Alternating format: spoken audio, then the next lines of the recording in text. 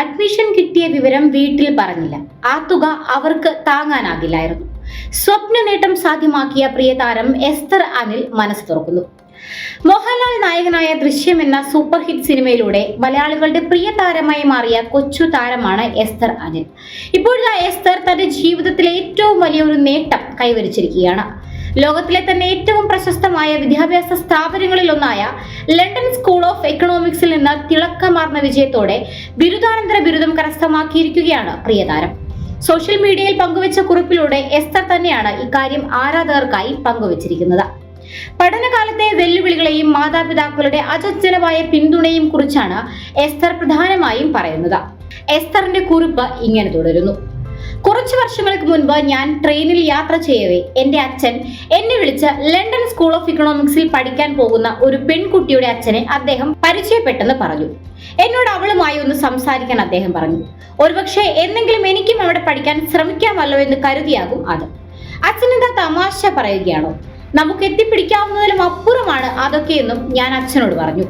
അന്ന് അവിടെ പഠിക്കാൻ പോകുന്നതിനെ കുറിച്ച് ചിന്തിക്കാൻ പോലും എനിക്ക് കഴിയുമായിരുന്നില്ല. ഞാൻ പുറത്തു പറഞ്ഞില്ലെങ്കിലും മനസ്സിൽ വിചാരിച്ചു, എന്റെ അച്ഛൻ എന്തിനാണ് നടക്കാത്ത സ്വപ്നങ്ങൾ കാണുന്നത്?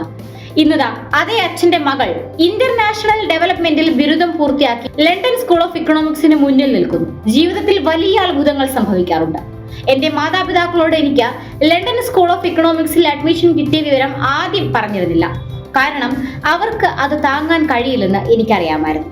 എന്റെ 2 സഹോദരങ്ങളും വിദ്യാഭ്യാസ ലോണിലാണ് പഠിച്ചിരുന്നത്. എന്റെ കയ്യിലും അത്രയും പണമില്ലായിരുന്നു. എത്ര സഹായങ്ങളും ഗ്രാന്റുകളും ലഭിച്ചാലും അതൊരു വലിയ സാമ്പത്തിക ബാധ്യത തന്നെയായിരുന്നു. പക്ഷെ അവർ പറഞ്ഞത് ഇത്ര മാത്രം: നിനക്കിത് എത്രത്തോളം വേണമെന്ന് ഞങ്ങൾക്കറിയാം. പണം എങ്ങനെയെങ്കിലും വരും, നീ പോയി പഠിക്കും. എന്റെ മാതാപിതാക്കൾക്കും കുറവുകളുണ്ട്, അത് ഞാൻ അവരോട് തുറന്നു പറയാറുണ്ട്. എന്നാൽ സ്വന്തം മക്കൾക്ക് വേണ്ടി അവർ ഏതറ്റം വരെയും പോകും. അത് ചിലപ്പോഴൊക്കെ പേടിപ്പെടുത്തുന്നതാണ്. എങ്കിലും ഏതൊരു മക്കളും ആഗ്രഹിക്കുന്നത് ഇതുപോലൊരു പിന്തുണയാണ്. ലോകം കീഴ്മേൽ മറിഞ്ഞാലും കൂടെ നിൽക്കുന്ന മാതാപിതാക്കളെ. നന്ദി അപ്പ, അമ്മേ, സ്വപ്നം കാണാനും അവയ്ക്ക് പിന്നാലെ പോകാനും പഠിപ്പിച്ചതിന്, എന്നെ ഇത്രയധികം സ്നേഹിക്കുന്നതിനും നന്ദി. കഴിഞ്ഞ ആഴ്ച ഒരു അഭിമുഖത്തിൽ ഞാൻ പറഞ്ഞു, ലോകത്തിലെ ഏറ്റവും മികച്ച സർവകലാശാലയിൽ അഡ്മിഷൻ കിട്ടിയിട്ടും ഒരു വലിയ പരാജയമായി എനിക്ക് തോന്നി.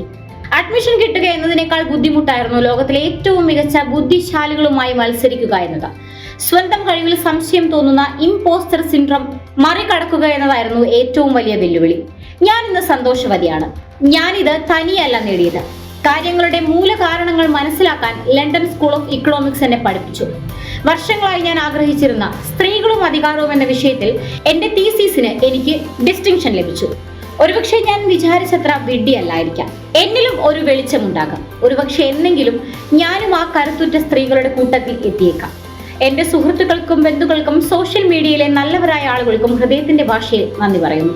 ലോകം എന്നെ തളർത്തിയപ്പോൾ എന്റെ മൂല്യം നിങ്ങൾ എനിക്ക് ഓർമ്മിപ്പിച്ചു തന്നു.